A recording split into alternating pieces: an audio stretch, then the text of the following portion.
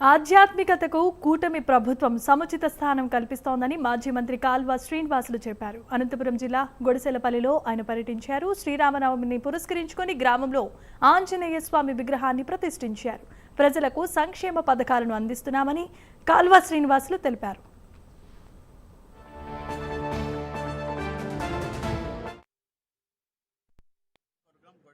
గ్రామంలో అత్యంత పవిత్రమైన శ్రీరామనవమి సందర్భంగా ఈరోజు ఆంజనేయ స్వామి విగ్రహ ప్రతిష్ఠ జరగడం చాలా ఆనందదాయకం.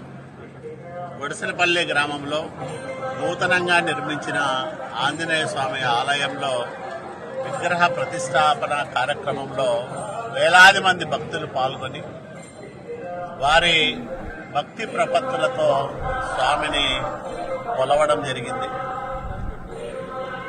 ప్రజల్లో ఆధ్యాత్మిక చింతనను, భక్తి భావనను పెంపొందించగలిగితే సన్మార్గంలో ప్రతి వ్యక్తి నడిచేదానికి అవకాశం ఉంటుంది.